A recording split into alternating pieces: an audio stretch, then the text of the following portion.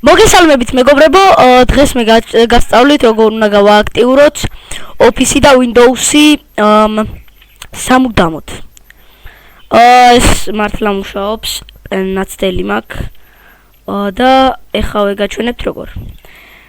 მე მაქვს აი ესეთი კომანდი, ამას დავტოვებ აღწერაში. შემდეგ უნდა გადავიდეთ აქ PowerShell-ში.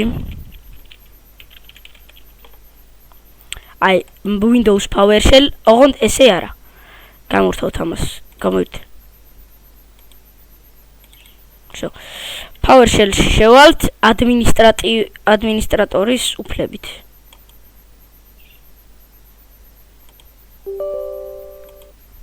Всё. და ადმინის მხედვით ვარ წესული PowerShell-ში. პირველ რიგში ეს უკვე გახსნილი მაქვს. აი ეს კომანდი, რომელიც იქნება აღწერაში, უნდა გადმოვაკოპიროთ და ჩავაფეისტოთ აქ.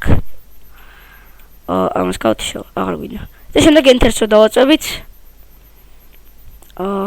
აი ესეთი რაღაც გამოჩნდება. აქ გვაქვს ორი ოფცია.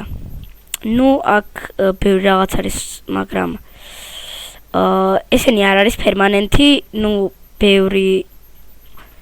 დიდი დროაწერია აქტივაციის, მაგრამ ჩვენ ყველაზე მეტად გვჭირდება აი ეს პირველი ორი.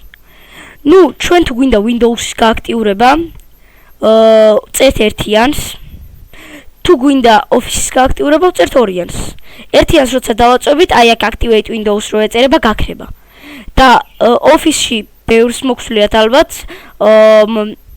აი ეწერება, აი ფანჯარა ამოხტება ხოლმე და იქ აწერია რომ enter the product key or sign in with Microsoft account. ეგ რომ მოვაშოროთ ორიანს დავაწვევით და მორჩა. დაველოდებით შემდეგ და ეს ფანჯარა გამოირთვება თავისით და მე PowerShell-საც გამორთავთ. და სულ ეს არის. იმედი მაქვს მოგეწონათ, დატოვეთ ლაიქი, გამოიწერეთ არხი.